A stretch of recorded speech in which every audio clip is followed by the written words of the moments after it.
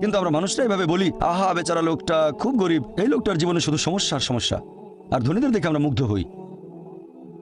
আমাদের প্রিয় নবী বলেছেন যে একজন ধনী লোকের বেহেশতে প্রবেশ করা গরিবের চেয়ে অনেক বেশি কঠিন। আর পবিত্র কোরআন বলছে সূরা আনফাল অধ্যায় নম্বর 8 আয়াত নম্বর 28, ধন সম্পদ তোমাদের জন্য পরীক্ষা, এটা পরীক্ষা। আমরা বোকা তাই এভাবে চিন্তা করি যে এই লোকটার অনেক টাকা, আল্লাহ অনেক রহমত দিয়েছেন, এটা একটা পরীক্ষা। যদি এই রহমত ঠিক মতো ব্যবহার না করেন এটা অবশ্যই রহমত, তবে এই পরীক্ষায় ফেল করার সম্ভাবনা অনেক বেশি। যেমন ধরেন বোর্ডের একটা পরীক্ষার প্রশ্ন, গত বছরের কথা, 2 বছর আগের কথা, 2002 সালের কথা। সেবারের প্রশ্ন খুব কঠিন ছিল, বেশিরভাগ ছাত্রছাত্রী উত্তর দিতে পারেনি। পরের বছর সেই প্রশ্নটা আসলো না, তখন এটা বলা বোকামি, ও দুঃখ এবার তো আসলো না, আপনি তো খুশি হবেন যে এবার আসেনি। তাহলে সম্পদ একটা পরীক্ষা। তাহলে যাদের ধন সম্পদ নেই তাদের জন্য ধনীদের তুলনায় বেহেশতে যাওয়াটা অনেক সহজ। আল্লাহ এক একজনকে এক একভাবে পরীক্ষা করেন। সেজন্য আল্লাহ বলেছেন তোমাদের ধন সম্পদ যেন তোমাদেরকে আল্লাহ তাআলার স্মরণে উদাসীন না করে, এটা একটা পরীক্ষা। নিজে সন্তুষ্ট থাকা। আর আমাদের নবী মুহাম্মদ সাল্লাল্লাহু আলাইহি ওয়াসাল্লাম বলেছেন, এটা আছে সহিহ বুখারীতে খণ্ড নম্বর 8 হাদিস নম্বর 447, নবী বলেছেন যদি কারো কাছে একটা পর্বত সমান স্বর্ণ থাকে সে এরকম আরেকটা চায়, যদি কারো কাছে এক পাহাড় স্বর্ণ থাকে তারপরও সে আরেকটা স্বর্ণের পাহাড় চায়, আর সর্বশেষে তার মুখগহ্বর পূর্ণ হয় কবরের মাটি দিয়ে। সে যত ধনী লোকই হোক, হয়তো সে পৃথিবীর মধ্যে সবচেয়ে ধনী লোক, তারপরও সে আরো বেশি সম্পদ চায়। মানুষ সন্তুষ্ট হয় না, বেশিরভাগ মানুষ কখনো সন্তুষ্ট হয় না। আল্লাহ পবিত্র কোরআনে বলেছেন সূরা নিসা অধ্যায় নম্বর 4 আয়াত নম্বর 32 যে আল্লাহ যেটা দিয়ে অন্য মানুষকে শ্রেষ্ঠত্ব দান করেছেন সেটার উপরে তোমরা কোনো রকম লালসা করো না। এভাবে বলবেন না যে হে আল্লাহ তুমি অমুককে অনেক সম্পদ দিয়েছো, অমুককে অনেক সুন্দর একটা গাড়ি দিয়েছো, এমন কিছু আল্লাহর কাছে চাইবেন না যেটা অন্য কাউকে আল্লাহ দিয়েছেন, এতে লোকসান হবে আপনার। আর আমাদের প্রিয় নবী মুহাম্মদ সাল্লাল্লাহু আলাইহি সাল্লাম বলেছেন, এটা আছে সহিহ বুখারীতে খণ্ড নম্বর 4, আমাদের নবী বলেছেন যে সেই লোকদের দেখো যাদের ভাগ্য তোমার চেয়ে খারাপ, সেই সব লোককে দেখো না যারা তোমার চেয়ে বেশি ভাগ্যবান। তা না হলে তোমরা আল্লাহ তাআলাকে স্মরণ করায় অবহেলা করতে পারো, তা না হলে প্রতিপালকের প্রতি অকৃতজ্ঞ হয়ে যেতে পারো। তাহলে নবী বলেছেন তাদেরকে দেখো যাদের ভাগ্য খারাপ। তখন আপনি বলছেন আচ্ছা এই লোকটার তো কোনো গাড়ি নেই, আমার একটা মারুতি অন্তত আছে। তাকে দেখবেন না যারা সে মার্সিডিজ, ও আমার মার্সিডিজ নেই কেন, ওই লোকের গাড়ি নেই, আমার তো একটা আছে। আপনি আল্লাহকে ধন্যবাদ জানাবেন। যখন মার্সিডিজ গাড়ির মালিকের সাথে নিজেকে তুলনা করবেন, ও আমার কেন মার্সিডিজ গাড়ি দিলেন না, তাদেরকে দেখবেন যাদের ভাগ্য খারাপ। তাহলে আপনি আল্লাহ সুবহানাহু ওয়া তাআলাকে স্মরণ করছেন। আর এটাই বৈশিষ্ট্য মানুষের। এরকম একটা গল্প যে এক লোকের মনে অনেক দুঃখ, কারণ তার কোনো জুতো নেই। তারপরে সে একটা লোককে দেখলো যার একটা পাই নেই। লোকটা অভিযোগ করতো আল্লাহর কাছে যে জুতো নেই, আল্লাহর কাছে অভিযোগ করতো আমার কোনো জুতো নেই। তারপরে সেই লোকটাকে দেখলো যার একটা পা নেই, তখন সে আল্লাহকে ধন্যবাদ জানালো, আমার অন্তত 2টো পা আছে। তাহলে সন্তুষ্ট হওয়া একটা পরীক্ষা। আমাদের নবী মুহাম্মদ সাল্লাল্লাহু আলাইহি ওয়াসাল্লাম বলেছেন, এটা আছে সহিহ বুখারীতে খণ্ড নম্বর 8 যে সত্যিকারের সম্পদ হচ্ছে সন্তুষ্ট হওয়া, ধন সম্পত্তি নয়। সত্যিকারের সম্পদ হলো সন্তুষ্ট হওয়া, প্রতুষ্ট হওয়া। আপনার যা কিছু আছে সেটার জন্য বলবেন আলহামদুলিল্লাহ, সকল প্রশংসা আল্লাহর। তাহলে হবেন সত্যিকারের মুমিন, হবেন সত্যিকারের বিশ্বাসী, হবেন সত্যিকারের মুসলিম, সন্তুষ্ট থাকবেন। অনেকে এভাবে বলে যে কোন কারণে আল্লাহ সুবহানাহু ওয়া তাআলা কিছু মানুষকে জন্ম থেকেই বানিয়েছেন স্বাস্থ্যবান, কিছু মানুষকে আল্লাহ সুস্বাস্থ্য দেন, আর কেউ জন্মায় অসুখ বিসুখ নিয়েই, হয়তো বংশগত কোনো রোগ, হার্ট ডিজিজ, কেউ বা জন্মায় বিকলাঙ্গ হয়ে। আল্লাহকে অবিচার করছেন? আল্লাহ পবিত্র কোরআনে বলেছেন সূরা নিসা অধ্যায় নম্বর 4 আয়াত 40, আল্লাহ সুবহানাহু ওয়া তাআলা কারোর সাথে অনুপরিমাণে জুলুম করেন না। এটা একটা পরীক্ষা। আল্লাহ এক একজনকে এক একভাবে পরীক্ষা করেন। এরকম হতে পারে যে শিশু এখন জন্মাচ্ছে সেই সময় মাসুম, নিষ্পাপ, তার কোনো দোষ নেই। আর পবিত্র কোরআন বলছে সূরা আনফাল অধ্যায় নম্বর 8 আয়াত নম্বর 28 যে তোমাদের ধন সম্পদ আর সন্তান সন্ততি তোমাদের জন্য পরীক্ষা। আল্লাহ কথাটা আবারও বলেছেন অধ্যায় নম্বর 63 আয়াত নম্বর 9 যে তোমাদের ধন সম্পদ সন্তান সন্ততি তোমাদেরকে যেন আল্লাহ তাআলার স্মরণে উদাসীন না করে। এরকম হতে পারে যে পরীক্ষা নাও হচ্ছে বাবা মার, এটা বাবা মার জন্য পরীক্ষা। এরপর আপনারা দেখবেন যখন কোনো মানুষের উপর বিপর্যয় আসে সেটা হয় পরীক্ষা অথবা একটা শাস্তি। যে লোকগুলো আল্লাহ তাআলার পথ থেকে দূরে সরে গেছে তাদের জন্য এটা শাস্তি, আর যারা আল্লাহর পথে আছে তাদের জন্য পরীক্ষা। হতে পারে যে বাবা মা খুব ভালো মুসলিম, 5 ওয়াক্ত নামাজ পড়েন, হয়তো যাকাত দিয়েছেন, হজ পালন করেন, রমজান মাসে রোজা রাখেন, আল্লাহ তাদের একটা সন্তান দিলেন জন্ম থেকে যার হার্টের সমস্যা। সত্যিকারের মুসলিম, সত্যিকারের মুমিন বলবে আলহামদুলিল্লাহ, আল্লাহ তাআলা তোমাকে অনেক ধন্যবাদ। আল্লাহ তাদের পরীক্ষা করছেন। আরেকটা লোক যে কৃতজ্ঞ নয় আর এই পরীক্ষায় হয়তো পাশও করবে না, সে বলবে কেন, সে লাফালাফি শুরু করবে, আল্লাহর কাছে অভিযোগ করবে যে কেন আল্লাহ তাআলা আমাকে এমন বিকলাঙ্গ সন্তান দিলেন জন্ম থেকে যার হার্টের সমস্যা। আর পরীক্ষা যত কঠিন পুরস্কার তত বেশি, পরীক্ষা যত কঠিন পুরস্কারের পরিমাণ তত বেশি। যেমন ধরেন আপনি পরীক্ষা দিচ্ছেন বিএ ডিগ্রি এক্সামিনেশন, যদি পাশ করেন তাহলে আপনি graduate, BA graduate in arts. তবে যদি এমবিবিএস পরীক্ষায় পাশ করেন তাহলে গ্র্যাজুয়েট হবেন, নামের আগে ডক্টর বসাবেন, ডক্টর। কিন্তু এমবিবিএস পরীক্ষায় পাশ করা এটা বিএ পরীক্ষায় পাশ করার চেয়ে অনেক বেশি কঠিন। তাহলে পরীক্ষা যত কঠিন পুরস্কারও তত বেশি। হতে পারে আল্লাহ এই বাবা মাকে সাধারণ বেহেশতে পাঠাতে চান না, পাঠাবেন জান্নাতুল ফেরদৌসে। তারা ধার্মিক, তারপরও আল্লাহ তাদের বেশি পুরস্কার দিতে চাচ্ছেন।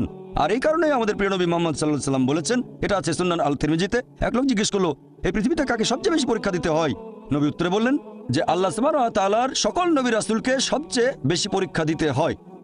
এরপরে যারা নবী রাসূলগণের ঘনিষ্ঠ, যারা নবী রাসূলগণের মতো, তারপরে যারা সাহাবীগণের মতো। আর একজন লোকের ঈমান যত বেশি মজবুত, পরীক্ষাটা তত বেশি কঠিন।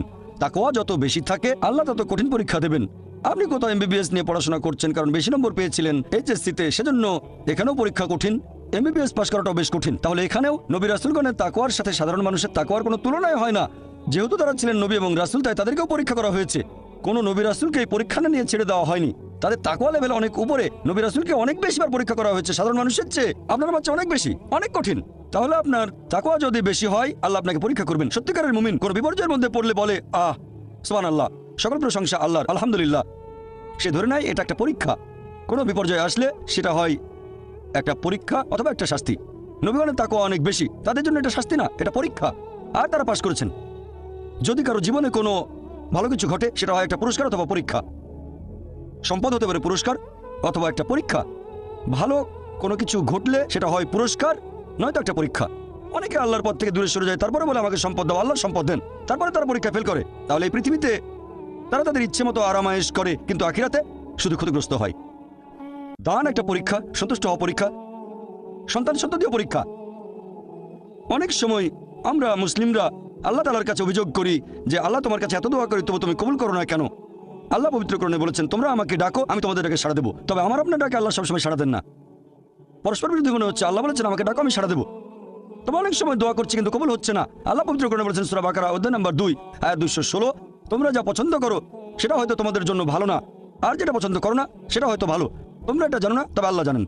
উদাহরণস্বরূপ, ধরেন একজন তরুণ ছেলে, বয়স হয়তো 20 বছর, সে দোয়া করছে, হে আল্লাহ সুবহানাহু ওয়া তাআলা একটা বিএমডব্লিউ দিয়ে দাও। জানি না বিএমডব্লিউ নাম শুনেছেন কিনা, বিএমডব্লিউ মোটরসাইকেল। আমি চাই একটা বিএমডব্লিউ মোটরসাইকেল, খুব ভালো মোটরসাইকেল। ছেলেটা দোয়া করলো, আল্লাহ সাড়া দিলেন না। হয়তো আল্লাহ জানেন যে আল্লাহ যদি তাকে মোটরসাইকেল দিতেন, সে অ্যাক্সিডেন্ট করতো, পা ভেঙে ফ্র্যাকচার হতো, পঙ্গু হয়ে পড়ে থাকতো। তাহলে এখানে আল্লাহ সুবহানাহু ওয়া তাআলা তার ডাকে সাড়া দিয়েছেন সাড়া না দেওয়ার মাধ্যমে। আল্লাহ তার ডাকে সাড়া দিয়েছেন সাড়া না দেওয়ার মাধ্যমে। আল্লাহ তাকে মোটরসাইকেল দেননি কারণ সে ভালো বান্দা, সে খুব ভালো মানুষ, সে যা যাচ্ছে তা ভালো হবে না আমি জানি, কিন্তু সে জানে না, তাই আল্লাহ দিচ্ছেন না। এভাবে আল্লাহ সাড়া দিচ্ছেন সাড়া না দেওয়ার মাধ্যমে। আবার কিছু লোকজন আছে, যেমন আল্লাহ বলেছেন পবিত্র কোরআনে সূরা বাকারা অধ্যায় নম্বর 2 আয়াত 15-16, এখানে ভণ্ডদের কথা বলা হচ্ছে। আল্লাহ তাদের রশি দেবেন, তারা বিভ্রান্তের মতো ঘুরে বেড়াবে। তারা সম্পদ চেয়েছে, আল্লাহ দিয়েছেন। অনেকে আছে যারা আল্লাহর সাথে অন্য কাউকে শরীক করে, তারা বলে অনেক সম্পদ চাই, আল্লাহ তাদের সম্পদ দেন। এটা তাদের জন্য আসলে একটা পরীক্ষা। এভাবে তারা নিজেদের কবর খুঁড়ছে। তাই আমরা কখনোই হতাশ হব না। আল্লাহ তাআলা আছেন সবসময়, আল্লাহর উপর সবসময় ভরসা রাখবেন। সে কারণেই পবিত্র কোরআন অনুযায়ী আত্মহত্যা হারাম। সূরা নিসা অধ্যায় 4, তোমরা নিজেকে হত্যা করো না, আত্মহত্যা করো না, নিশ্চয়ই আল্লাহ পরম দয়ালু, সাহায্য করবেন, তার উপর ভরসা করবেন। যখন কোনো লোক আত্মহত্যা করে তখন মনে হবে সে অকৃতজ্ঞ, সে ভাবছে আল্লাহ আমাকে অনেক বিপদে ফেলেছে, এটা কোনো সুবিচার না, এভাবে বেঁচে থাকার কোনো মানে হয় না, তাই শেষ করে দেবো। আল্লাহ পবিত্র কোরআনে বলেছেন সূরা বাকারা অধ্যায় নম্বর 2 আয়াত 286, এটা সূরা বাকারার একেবারে শেষ আয়াত, যে আল্লাহ সুবহানাহু ওয়া তাআলা কারো উপরেই তার সাধ্যের অতিরিক্ত বোঝা চাপিয়ে দেন না। আল্লাহ কারো উপরে এমন কোনো বোঝা চাপিয়ে দেন না যেটা তার সাধ্যের অতিরিক্ত। এটা আয়াতের প্রথম অংশ। এই আয়াতটাতে আরো বলা হয়েছে আমরা এই দোয়া করব, ইয়া আল্লাহ সুবহানাহু ওয়া তাআলা আমাদের উপর সাধ্যের অতিরিক্ত বোঝা চাপিয়ে দিও না। আয়াতের প্রথম অংশে আল্লাহ কথা দিয়েছেন যে আমাদের উপর তিনি সাধ্যের অতিরিক্ত বোঝা চাপাবেন না। তাহলে আমরা কেন দোয়া করব যে হে আল্লাহ আমাদের সাধ্যের অতিরিক্ত বোঝা চাপিয়ে দিও না? এর কারণ হচ্ছে আমরা নিজেদের কবর খুঁড়ি, আমরা নিজেদের উপর সাধ্যের অতিরিক্ত বোঝা চাপিয়ে দিই, সমস্যা বাধা আমরাই বলছি অনেক সম্পদ দাও, আল্লাহ দিচ্ছেন। তাই আমরা আল্লাহর কাছে দোয়া করছি আল্লাহ যেন নিজেদের কারণে নিজেদের উপর সাধ্যের অতিরিক্ত বোঝা না চাপিয়ে দেন। আমরা সবসময় আল্লাহ তাআলার উপর ভরসা করব, একমাত্র তার ইবাদত করব। তিনি আমাদের স্রষ্টা, আমাদের অস্তিত্বের পেছনের উদ্দেশ্য হচ্ছে আল্লাহ সুবহানাহু ওয়া তাআলার ইবাদত করা, অন্য কারো নয়। পৃথিবীর জীবন পরকালের জন্য পরীক্ষা। আল্লাহর আদেশ মেনে চলেন আর সন্তুষ্ট থাকেন। যেরকম পরীক্ষায় সামনে পড়ুক, সত্যিকারের মুসলিম সবসময় বলবে আল্লাহকে ধন্যবাদ। সাধারণত আমরা অভিযোগ করি আমাদের এটা নেই, আমাদের ওটা নেই। জীবনের জন্য সবচেয়ে গুরুত্বপূর্ণ জিনিস কি? কেউ বলবে খাবার, কেউ বলবে পানি, সবচেয়ে গুরুত্বপূর্ণ বাতাস। কয়েক মিনিটের জন্য নিঃশ্বাস বন্ধ করেন, মারা যাবেন। আমাদের মধ্যে কেউ কি আল্লাহ সুবহানাহু ওয়া তাআলাকে জন্য ধন্যবাদ জানিয়েছেন যে বাতাস দিয়েছে সেজন্য অনেক ধন্যবাদ? আমাদের মধ্যে কতজন এটা করেছে? আমরা কি এটা বুঝতে পারছি? ফ্রি বাতাস তো ফ্রি পাচ্ছি আর কি। আমরা শ্রদ্ধা করবো আল্লাহ তাআলার নিদর্শনগুলোকে, শ্রদ্ধা করবো আল্লাহর নিয়ামতগুলোকে। এবারে শেষ পয়েন্টটা নিয়ে বলি যে আল্লাহ সুবহানাহু ওয়া তাআলা কেন এই পৃথিবী সৃষ্টি করলেন। এই পৃথিবী সৃষ্টির উদ্দেশ্যটা আসলে কি? আল্লাহ পবিত্র কোরআনে বলেছেন সূরা ইব্রাহিম অধ্যায় নম্বর 14 আয়াত 32 ও 33 যে আল্লাহ সুবহানাহু ওয়া তাআলা আকাশমণ্ডল ও পৃথিবী সৃষ্টি করেছেন আর আকাশ থেকে পানি বর্ষণ করান, এর সাথে দিয়েছেন ফলমূল। তিনি নৌযানকে মানুষের অধীন করেছেন যাতে সেগুলো আল্লাহর বিধানে সমুদ্রে বিচরণ করে। তিনি মানুষের কল্যাণে নিয়োজিত করেছেন নদীসমূহকে। তিনি তোমাদের জন্য সৃষ্টি করেছেন চাঁদ ও সূর্য, তোমাদের জন্য সৃষ্টি করেছেন রাত ও দিন। তাহলে বিশ্বজগতের এইসব সৃষ্টি এগুলো করেছেন মানুষের জন্য। আল্লাহ এই পুরো বিশ্বজগৎ সৃষ্টি করেছেন মানুষের জন্য। আর এটা আমাদের দায়িত্ব যে আমরা আল্লাহ সুবহানাহু ওয়া তাআলাকে ধন্যবাদ জানাবো এইসব নিয়ামতের জন্য। ধন্যবাদের পাশাপাশি আমাদের দায়িত্ব যে আমরা এই সব কিছুর যত্ন নেব। এই কারণেই আল্লাহ সুবহানাহু ওয়া তাআলা পশু পাখি সৃষ্টি করেছেন। তবে পশু হত্যা করা এটা নিষিদ্ধ, প্রাণী হত্যা নিষিদ্ধ। মুহাম্মদ সাল্লাল্লাহু আলাইহি ওয়াসাল্লাম একটা হাদিস বলছে টার্গেট প্র্যাকটিসের জন্য পশু পাখি হত্যা করো না। হ্যাঁ, যেসব পশুর মাংস খেতে আল্লাহ সুবহানাহু ওয়া তাআলা অনুমতি দিয়েছেন সেটা আমরা খেতে পারি, আল্লাহ যেভাবে বলেছেন সেই নিয়মে, যেভাবে নবী বলেছেন। তবে টার্গেট প্র্যাকটিস এরকম অনেক লোক দেখি যারা এই নিয়মগুলো ধ্বংস করতে চায়। টার্গেট প্র্যাকটিস করে আর বিভিন্ন পশুর মাথা ঝুলিয়ে রাখে তাদের ড্রয়িং রুমে। আল্লাহ সৃষ্টি করেছেন পাহাড় পর্বত, আমরা সেগুলো জয় করতে চাই, মাউন্ট এভারেস্টের চূড়ায় উঠি। এ পর্যন্ত অনেক মানুষ মারা গেছে, প্রতি বছর মাউন্ট এভারেস্টে উঠতে গিয়ে অনেক মানুষ মারা গেছে। আমরা এই নিয়ামতের জন্য আল্লাহ সুবহানাহু ওয়া তাআলাকে ধন্যবাদ জানাই না। যদিও আল্লাহ তাআলা পবিত্র কোরআনে বলেছেন উট সৃষ্টি করা হয়েছে তোমাদের জন্য, ভার বহনের জন্য। যদিও এগুলো আমাদের জন্য সৃষ্টি করা হয়েছে, আমরা এদের ভালোবাসবো, শ্রদ্ধা করব। এরকম অনেক সহিহ হাদিস আছে, অনেক। একটা হাদিস আছে সহিহ বুখারীতে খণ্ড নম্বর 3 যে একবার একজন মানুষ একটা তৃষ্ণার্ত কুকুরকে পানি খেতে দিয়েছিল। কুয়ার কাছে গিয়ে মোজাই করে পানি এনেছিল আর এই কাজের জন্য তাকে বেহেশতে দাখিল করা হলো। সহিহ বুখারীতে আছে আরেকটা হাদিস খণ্ড নম্বর 4 একবার এক পতিতা একটা তৃষ্ণার্ত কুকুরকে পানি খেতে দিয়েছিল, এজন্য সে বেহেশত পেল। এক সাহাবা প্রশ্ন করলেন যে কুকুরকে পানি খাওয়ালেও কি আমরা পুরস্কার পাবো? নবী বললেন অবশ্যই, কেন না। চিন্তা করুন, যে পশুটাকে ঘরের ভেতরে ঢুকতে নিষেধ করা হয়েছে যদি সেই পশুকেও পানি খেতে দেন আল্লাহ সেজন্য পুরস্কার দেবেন। একটা হাদিস বলছে একজন বৃদ্ধ মহিলা এক বিড়ালকে বেঁধে রেখে খাবার দিত না, আল্লাহ তাকে দোজখে পাঠালেন। কেন সে বিড়ালটাকে বেঁধে রাখলো, খাবার দিল না? অন্ততপক্ষে বিড়ালটাকে ছেড়ে দিলেও তো সে শিকার করে খেতে পারতো। আর আমাদের এক্সিবিশনে এরকম একটা পোস্টার আছে, আরো অনেক পোস্টার। তাহলে আমরা পশু পাখিকে ভালোবাসবো, যত্ন করব। এছাড়াও গাছপালা লতাপাতা আমরা খেতে পারি যখন প্রয়োজন আমাদের, তবে বিনা কারণে আমরা কোনো গাছপালা কাটবো না। এমনকি যুদ্ধের সময়ও নবী মুহাম্মদ সাল্লাল্লাহু আলাইহি ওয়াসাল্লাম বলেছেন যে তোমরা গাছ কেটে ফেলো না, শস্যে আগুন ধরিয়ে দিও না। তাহলে এগুলো সবই আল্লাহ সুবহানাহু ওয়া তাআলার সৃষ্টি।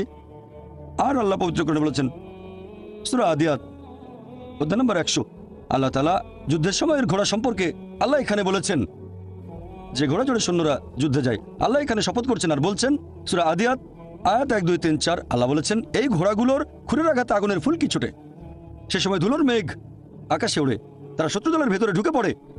বলা হচ্ছে আল্লাহ এখানে শপথ করছেন এই ঘোড়াগুলোকে নিয়ে, যুদ্ধের ময়দানের ঘোড়া। তাদের মধ্যে কোনো রকম ভয় নেই, কারণ তারা তাদের প্রভুর নির্দেশ মানে। যে মানুষটা ঘোড়ার পিঠে থাকে সেই মানুষটার জন্য তারা শত্রু দলের ভেতরে ঢুকে পড়ে। শত্রুর হাতে তরবারি বা অন্যান্য যত অস্ত্রই থাকুক না কেন, সেই ঘোড়া তারপরে সামনে এগিয়ে যায়, কারণ সে প্রভুর নির্দেশ মেনে চলে। আল্লাহ এখানে শপথ করছেন এই ঘোড়াগুলোকে নিয়ে। তারপর আল্লাহ তাআলা বলছেন তবে মানুষ অবশ্যই অকৃতজ্ঞ। তার মানে যুদ্ধের ঘোড়া প্রভুর আদেশ মানতে গিয়ে মরার জন্য প্রস্তুত। এই কারণে ঘোড়াটা মারা যেতে পারে, তারপরও প্রভু আদেশ দিয়েছে বলে এগিয়ে যাচ্ছে। সামনে হয়তো অস্ত্র হাতে শত্রু দাঁড়িয়ে আছে, সামনে গেলে সে মারা যেতে পারে, তারপরে এটা প্রভুর আদেশ। তবে মানুষ যাতে অকৃতজ্ঞ, মোটেও কৃতজ্ঞ নয়। সে কারণে এই পৃথিবীর প্রত্যেকটা মানুষের দায়িত্ব হচ্ছে পৃথিবীর জীবনের এই উদ্দেশ্য পূরণ করা যে আমাদের কোন কারণে সৃষ্টি করা হয়েছে। আল্লাহ সুবহানাহু ওয়া তাআলা আমাদের সৃষ্টিকর্তা, পরম করুণাময়, পরম দয়ালু, পরম ক্ষমাশীল, পরম ন্যায় বিচারক। তাই প্রত্যেকটা মানুষের দায়িত্ব আমরা আল্লাহ সুবহানাহু ওয়া তাআলার ইবাদত করব, আল্লাহ ব্যতীত কারো ইবাদত করব না। আর আমাদের ইহকালের এই জীবন পরকালের জন্য একটা পরীক্ষা। যদি আল্লাহর আদেশ মেনে চলি বেহেশতে যেতে পারবো, যদি না মানি পরীক্ষায় ফেল করব, জাহান্নামে যেতে হবে। আর আমরা সেই সব নিয়ামতগুলো যত্ন নেব যেগুলো আল্লাহ আমাদের দিয়েছেন। আমার লেকচার শেষ করার আগে কোরআনের একটা আয়াতের উদ্ধৃতি দিচ্ছি। সূরা আলে ইমরান অধ্যায় নম্বর 3 আয়াত 110 বলা হয়েছে কুনতুম খায়রা উম্মাতিন উখরিজাত লিন-নাস। হে মুসলিম, তোমরা শ্রেষ্ঠ উম্মত, মানব জাতির জন্য আবির্ভূত। আমাদের বলা হয়েছে খায়রা উম্মাহ, শ্রেষ্ঠ উম্মত। যখনই কোনো সম্মান পাবেন তখনই আপনাকে দায়িত্ব পালন করতে হবে। দায়িত্ব পালন না করলে সম্মান পাবেন না। আর দায়িত্বের কথা এই আয়াতেই আছে। আল্লাহ বলেছেন তা'মিরুনা বিল মারুফি ওয়া তানহাউনা আনিল মুনকার ওয়া তু'মিনুনা বিল্লাহ। কারণ তোমরা সৎ কাজে নির্দেশ দাও, অসৎ কাজে নিষেধ করো এবং আল্লাহকে বিশ্বাস করো। প্রত্যেক মানুষের দায়িত্ব হচ্ছে প্রচার করা, সে যতখানি জানে। যদি সৃষ্টির পেছনের উদ্দেশ্যটা জানেন সেটা অন্যদের বলেন। আমাদের সৃষ্টি করা হয়েছে আল্লাহ সুবহানাহু ওয়া তাআলার ইবাদত করার জন্য, অন্য কারো না। ইহকালের জীবন পরকালের জন্য পরীক্ষা। মানুষকে আহ্বান করেন সত্যের পথে, সত্যের পথে চলে আসতে বলেন। তা'মিরুনা বিল মারুফি ওয়া তানহাউনা আনিল মুনকার, অর্থাৎ মানুষকে বলবেন ভালো কাজ করতে আর খারাপ কাজ করতে বাধা দেবেন। এটা প্রত্যেক মুসলিমের দায়িত্ব, দাওয়া দেওয়া বাধ্যতামূলক। যদি আমরা সৎ কাজের নির্দেশ না দেই আর যদি মানুষকে অসৎ কাজে বাধা না দেই তাহলে নিজেদের মুসলিম বলার যোগ্য নই। বলতে পারবো না আমরা খায়রা উম্মাহ, শ্রেষ্ঠ উম্মত। কোরআনের একটা আয়াত বলে আমার লেকচার শেষ করছি। সূরা নাহল অধ্যায় 16 আয়াত 125 বলা হয়েছে, ادعو الى سبيل ربك بالحكمه والموعظه الحسنه وجادل بالتي احسن। মানুষকে তোমার প্রতিপালকের কথা আহ্বান করো হিকমতের সদুপদেশ দ্বারা, এবং তাদের সাথে তর্ক করো, তাদের যুক্তি দেখাও উত্তম ও গ্রহণযোগ্য পন্থায়। ওয়া আখিরু দাওয়ানা আলহামদুলিল্লাহি রাব্বিল আলামিন। এখন আমরা শুরু করব প্রশ্নোত্তর পর্ব। অনুষ্ঠান শুরু করার আগে এই পর্বের নিয়মকানুনগুলো বলি, যাতে করে এই সীমিত সময়টাকে সঠিকভাবে ব্যবহার করতে পারি। আপনাদের সামনে 4টা মাইক, যে কোনো একটার পেছনে লাইন দিয়ে দাঁড়ান। একটা মাইক রয়েছে মহিলাদের জন্য, পুরুষদের জন্য 3টা মাইক। একটা মাইক আছে পেছনে, একটা আমার ডান দিকে, আর একটা এদিকে আমার বাম পাশে। আপনারা প্রশ্ন করার সময়ে দয়া করে আপনাদের নাম এবং পেশা বলবেন। মনে রাখবেন, এখানে প্রশ্ন করবেন, কোনো লেকচার দেবেন না। তাই প্রশ্ন করার সময় আপনারা সংক্ষিপ্ত আর যথাযথভাবে করবেন। আমি ভলান্টিয়ারদের অনুরোধ করব, যারা মাইকের পাশে আছেন, আপনারা দয়া করে প্রথমেই সুযোগ দেবেন অমুসলিম ভাইদের, যারা লাইনে দাঁড়িয়ে আছেন ডক্টর জাকিরকে প্রশ্ন করার জন্য। অমুসলিম ভাইয়েরা সামনে এগিয়ে আসুন। প্রশ্ন করার ক্ষেত্রে অমুসলিম ভাইদের আগে সুযোগ দেওয়া হবে। জাকির বললেন, ঈশ্বর আমাদের সৃষ্টিকর্তা, তিনি কেবলমাত্র একজন। 2 নম্বর, ঈশ্বর মানুষকে সৃষ্টি করেছেন তার ভালোবাসা থেকে। 3 নম্বর, ঈশ্বর কাউকে করেছেন ধনী বা গরিব, স্বাস্থ্যবান বা অসুস্থ, এই সবই আসলে পরীক্ষা। একইভাবে খ্রিস্টানরা বিশ্বাস করে ঈশ্বর কেবলমাত্র একজন। 2 নম্বর, ঈশ্বর মানুষকে সৃষ্টি করেছেন তার ভালোবাসা থেকে। 3 নম্বর, ইসলাম ধর্মের মতোই এই সব কিছু দিয়ে আসলে পরীক্ষা করা হচ্ছে। এখন আমি আপনার কাছ থেকে এটা জানতে চাচ্ছি, ভুল বুঝবেন না, আমি খ্রিস্টান নই। ভাই, আপনি প্রশ্ন করলেন যে খ্রিস্টান ধর্মেও এটা আছে ইসলামের মতো, যে ঈশ্বর একজন, ঈশ্বর তার সৃষ্টিকে ভালোবাসেন। আর আপনি প্রশ্ন করলেন এখানে পার্থক্যটা কি? খ্রিস্টান ধর্ম আর ইসলামের পার্থক্য জানতে চান নাকি? এদের পার্থক্য না, আপনি এটা আমাকে কিভাবে বোঝাবেন? একটু আগেই আপনি বললেন ইসলাম ধর্ম বাদে অন্য কোনো ধর্মের ইবাদতই গ্রহণ করা হবে না। আচ্ছা আচ্ছা ভাই, সুন্দর প্রশ্ন করেছেন। এবার আপনার প্রশ্নটা বোঝা যাচ্ছে। প্রথমে আপনি একটা মন্তব্য করেছিলেন, প্রশ্নবোধক চিহ্ন থাকলে বোঝা যায়, মন্তব্য হলে প্রশ্ন খুঁজে নিতে হয়। ইসলাম ধর্মে ইবাদতের বিভিন্ন কার্যকলাপের সাথে অন্যান্য ধর্মের ইবাদতের মধ্যে পার্থক্যটা কি, ইসলামে আলাদা কি আছে? খ্রিস্টান ধর্ম বলছে ঈশ্বর একজন, আরো বলছে যে ঈশ্বর আমাদের ভালোবাসেন। ইসলাম বলছে আল্লাহ একজন, ইসলাম বলছে আল্লাহ তার সৃষ্টিকে ভালোবাসেন। ইসলাম ইবাদত করতে বলছে খ্রিস্টান ধর্ম, তাই বলছে এখন এই ইবাদতের মধ্যে পার্থক্যটা কি ইসলাম আর খ্রিস্টান ধর্মে? অথবা ইসলাম ধর্মে আলাদা এমন কি আছে যেটা অন্য কোনো ধর্মে নেই, বিশেষ করে খ্রিস্টান ধর্ম? ভাই, যদি আপনি একটু মনোযোগ দিয়ে কোরআন পড়েন সঠিকভাবে, আমার লেকচারে বিভিন্ন বিষয় ব্যাখ্যা করেছি, এরপর যদি বাইবেলও পড়েন সঠিকভাবে, যদি সঠিক ব্যাখ্যা পড়েন, আমরা জানি যীশু খ্রিস্ট বা ঈসা আলাইহিস সালাম আল্লাহ সুবহানাহু ওয়া তাআলা প্রেরিত একজন নবী ও রাসূল। সেই মুসলিম আসলে মুসলিম নয় যদি সে যীশু খ্রিস্টকে নবী বলে বিশ্বাস না করে। আমরা মানি যে তিনি অলৌকিকভাবে জন্মেছিলেন কোনো পুরুষের হস্তক্ষেপ ছাড়াই। আমরা মানি যে তিনি হলেন মসীহ অর্থাৎ খ্রিস্ট। আমরা মানি যে তিনি আল্লাহর নির্দেশে জন্মান্ধর কুষ্ঠরোগীদের সুস্থ করেছিলেন। আমরা মানি যে তিনি আল্লাহর নির্দেশে মৃত মানুষকে জীবন দিয়েছেন। তবে আমাদের মধ্যে পার্থক্য আছে। অনেক খ্রিস্টান আছে যারা বলে যে যীশু খ্রিস্ট নাকি নিজেকে ঈশ্বর বলে দাবি করেছিলেন। তাহলে একটা হলো বাইবেলের সাথে পার্থক্য, আর একটা পার্থক্যের জায়গায় হচ্ছে খ্রিস্টানরা যেটা মনে করে, যেটা প্র্যাকটিস করে, এটার সাথে যে পার্থক্য। অনেক খ্রিস্টান বলে যে যীশু খ্রিস্ট নিজেকে ঈশ্বর বলে দাবি করেছিলেন। যখন তারা বলে যে ঈশ্বর একজন, তারা বলে যীশু খ্রিস্ট হলেন সর্বশক্তিমান। আর এই ব্যাপারটাতে আমরা মুসলিমরা আপত্তি জানাই। গোটা বাইবেলে একেবারে পরিষ্কার করে বলা এমন একটা অনুচ্ছেদ পাবেন না যেখানে যীশু খ্রিস্ট তার নিজের মুখে বলেছেন যে আমি ঈশ্বর অথবা আমার উপাসনা করো। তাহলে একজন সাধারণ খ্রিস্টানের কাছে ইবাদত করা হলো যীশু খ্রিস্টের ইবাদত বা উপাসনা করা। আমি আবার আগের কথাটা বলছি, গোটা বাইবেলে একেবারে পরিষ্কার করে বলা এরকম একটা অনুচ্ছেদ পাবেন না যেখানে যীশু খ্রিস্ট তার নিজের মুখে এই কথাটা বলেছেন যে আমি ঈশ্বর অথবা আমার উপাসনা করো। যদি কোনো খ্রিস্টান আমাকে পুরো বাইবেল থেকে এমন একটা অনুচ্ছেদ দেখাতে পারে যেখানে যীশু খ্রিস্ট নিজের মুখে বলেছেন যে আমি ঈশ্বর অথবা আমার উপাসনা করো, আমি ডক্টর জাকির নায়েক, তাহলে আজকে খ্রিস্টান ধর্ম গ্রহণ করবো। তরবারের নিচে আমি আমার মাথা রাখছি। আমি অন্য মুসলিম ভাইদের পক্ষ নিয়ে কথা বলছি না, কারণ বাইবেল পড়লে দেখবেন এটা বলা হচ্ছে গসপেল অফ জন অধ্যায় নম্বর 14 অনুচ্ছেদ 28, যীশু খ্রিস্ট নিজের মুখে বলেছেন আমার পিতা আমার চেয়ে মহান। গসপেল অফ জন অধ্যায় নম্বর 10 অনুচ্ছেদ 29, আমার পিতা সবার চেয়ে মহান। গসপেল অফ ম্যাথিউ অধ্যায় নম্বর 12 অনুচ্ছেদ 28, আমি ঈশ্বরের আত্মার সাহায্যে শয়তানকে তাড়িয়ে দিই। গসপেল অফ লুক অধ্যায় 11 অনুচ্ছেদ 20, আমি ঈশ্বরের আঙুলের সাহায্যে শয়তানকে তাড়িয়ে দিই। গসপেল অফ জন অধ্যায় 5 অনুচ্ছেদ 30, আমি নিজের থেকে কিছুই করতে পারি না, আমি যেমন শুনি তেমন বিচার করি, আর আমার বিচার ন্যায্য, কারণ আমি আমার ইচ্ছা পূরণ করি না, আমার পিতার ইচ্ছা পূরণ করি। যদি কেউ বলে আমি নিজের ইচ্ছা পূরণ করি না, আল্লাহর ইচ্ছা পূরণ করি, সে মুসলিম। সেজন্য আমার লেকচারে বলেছিলাম যে যীশু খ্রিস্ট আসলে ছিলেন একজন মুসলিম। কোরআন এটা বলছে সূরা আলে ইমরান অধ্যায় 3 আয়াত 52, আবার আছে গসপেল অফ জন অধ্যায় 17 অনুচ্ছেদ 3, এই হলো অনন্ত জীবন যাতে তোমরা জানতে পারো যীশু খ্রিস্টকে যাকে ঈশ্বর পাঠিয়েছেন। এরপর আছে গসপেল অফ জন অধ্যায় 14 অনুচ্ছেদ 24, যে কথাগুলো শুনছো সেগুলো আমার নয় বরং আমার পিতার যিনি আমাকে পাঠিয়েছেন। এরপর পরিষ্কার বলা হয়েছে বুক অফ অ্যাকটস অধ্যায় 2 অনুচ্ছেদ 22, হে ইসরায়েলবাসী মনোযোগ দিয়ে শোনো, নাজারেত শহরের যিশু ঈশ্বর মনোনীত একজন মানুষ, তোমাদের মাঝে অনেক অলৌকিক কাজ করবে, ঈশ্বর তাকে দিয়ে করাবেন, তোমরা তার সাক্ষী থাকবে। ঈশ্বর মনোনীত মানুষ তোমাদের মাঝে সে অলৌকিক কাজ করবে যেগুলো ঈশ্বর তাকে দিয়ে করাবেন, তোমরা তার সাক্ষী থাকবে। তাহলে যীশু খ্রিস্ট ছিলেন আল্লাহ তাআলার গুরুত্বপূর্ণ একজন নবী, তবে তিনি আল্লাহ নন। কখনোই বলেননি আমার ইবাদত করো। তবে দুর্ভাগ্যজনকভাবে খ্রিস্টান চার্চ এখন প্রচার করে মোক্ষ লাভের কথা। বাইবেলে স্বর্গের কথা বলা হয়েছে, নরকের কথা বলা হয়েছে, তবে ইহকালের জীবনের উদ্দেশ্যটা সেখানে বিস্তারিত বলা হয়নি। এ ব্যাপারে কেউ কিছু বলেনি, তবে পল কিছু কথা বলে গেছেন। পলের কথা আছে করিন্থিয়ানসে অধ্যায় নম্বর 15। পল বলছেন 1 করিন্থিয়ান অধ্যায় 15, যদি যীশু খ্রিস্ট আমাদের পাপের ভার বহন করে মৃত্যুবরণ না করেন, আমাদের বিশ্বাস তাহলে ভিত্তিহীন, আমাদের সবকিছু ভিত্তিহীন। তার মানে যীশু খ্রিস্ট আমাদের পাপের বোঝা নিয়ে মৃত্যুবরণ করেছেন পলের কথা অনুযায়ী। আর তারা বাইবেলের একটা অনুচ্ছেদের কথা বলে, গসপেল অফ জন অধ্যায় 3 অনুচ্ছেদ 16, ঈশ্বর জগৎকে এত ভালোবাসেন যে একমাত্র জাতপুত্রকে দান করলেন, তাকে যদি কেউ বিশ্বাস করে সে বিনষ্ট হয় না বরং অনন্ত জীবন পায়। তাহলে স্যালভেশন বা মোক্ষ লাভ চার্চের কথা অনুযায়ী হচ্ছে বিশ্বাস করব যীশু খ্রিস্ট আমাদের পাপের বোঝা নিয়ে মারা গেছেন, তাহলে আপনি স্বর্গে যেতে পারবেন, বেহেশতে যেতে পারবেন। এখন এই একমাত্র জাতপুত্র, এখানে জাত শব্দটাকে গসপেল অফ জন অধ্যায় 3 অনুচ্ছেদ 16 থেকে বাদ দেওয়া হয়েছে। খ্রিস্টান ধর্মের উচ্চপদস্থ 32 জন বিশেষজ্ঞ বাদ দিয়েছেন। নতুন ভার্সনে শব্দটা নেই, তাদের অভিযোগ এটা বানানো গল্প, পরে ঢোকানো হয়েছে, ওখানে ছিল না। তারা খ্রিস্টান ধর্মকে নিজের মতো করে বানিয়ে নিয়েছে। তবে যীশু খ্রিস্ট নিজের মুখে বলেছেন, এক লোক যীশুর কাছে আসলো, গসপেল অফ ম্যাথিউ অধ্যায় নম্বর 19 অনুচ্ছেদ 16 এবং 17, হে ভালো প্রভু, আমি কোন ভালো কাজটা করব যাতে অনন্ত জীবন পেতে পারি? আমি কোন ভালো কাজ করব যাতে স্বর্গে যেতে পারি? যীশু খ্রিস্ট তার উত্তরে বললেন যে তুমি আমাকে ভালো বলছো কেন? ভালো আর কেউ নয়, আছে শুধু একজন, সর্বশক্তিমান ঈশ্বর। তোমরা যদি অনন্ত জীবন পেতে চাও তাহলে ঈশ্বরের আদেশ মেনে চলো। যিশু বলেননি যে তোমরা যদি বেহেশতে যেতে চাও তাহলে বিশ্বাস করতে হবে আমি তোমাদের পাপ বহন করেছি। তিনি এই কথা কখনোই বলেননি, বলেছেন ঈশ্বরের আদেশ মানো। আর যীশু খ্রিস্ট নিজের মুখে বলেছেন বাইবেলের গসপেল অফ ম্যাথিউ অধ্যায় 5 অনুচ্ছেদ 17 থেকে 20, তোমরা ভেবো না যে আমি আগের নবীদের বিধি ব্যবস্থা ধ্বংস করতে এসেছি। আমি এগুলো ধ্বংস করতে আসিনি, এসেছি পূরণ করতে। আকাশ ও পৃথিবীর লোপ না হওয়া পর্যন্ত এই বিধি ব্যবস্থার একটা বিন্দু বিসর্গ লোপ পাবে না, সবই পূর্ণ হবে। আর যারা এই বিধি ব্যবস্থা পালন করে অন্যদেরকে শিক্ষা দেয় তারা স্বর্গের রাজ্যে মহান গণ্য হবে। আর যারা এই বিধি ব্যবস্থার সামান্য একটু আদেশ অমান্য করে তাদের স্বর্গরাজ্যে তুচ্ছ গণ্য করা হবে। যদি তোমাদের ন্যায়নিষ্ঠতা শিক্ষক আর ফরিসীদের ন্যায়নিষ্ঠকে অতিক্রম না করে তাহলে তোমরা স্বর্গের রাজ্যে প্রবেশ করতে পারবে না। যদি ভালো খ্রিস্টান হতে চান তাহলে ঈশ্বরের সব আদেশ মানতে হবে, যে ঈশ্বর কেবলমাত্র একজন মূর্তি পূজা করবো না, মুসা ইসলাম যেগুলো করতে বলেছিলেন। তাহলে দেখতে পাচ্ছেন বাইবেল নিয়ে যদি গবেষণা করেন দেখবেন সেখানে মাত্র একজন ঈশ্বরের কথা আছে, ট্রিনিটি না। আল্লাহ পবিত্র কোরআনে বলেছেন সূরা নিসা অধ্যায় 4 আয়াত 171, ولا تقولوا ثلاثة তোমরা ট্রিনিটি বলো না, انتهوا خير لكم। নিবৃত হবে এতে তোমাদের কল্যাণ। যদি বলেন ঈশ্বরের একের ভিতরে 3, সেটা হবে শিরক, মোক্ষ লাভ করতে পারবেন না। ট্রিনিটি সম্পর্কে কোথাও বলা হয়নি, বাইবেলের কোনো জায়গাতে ট্রিনিটি উল্লেখ করা হয়নি, তবে শব্দটা কোরআনে আছে।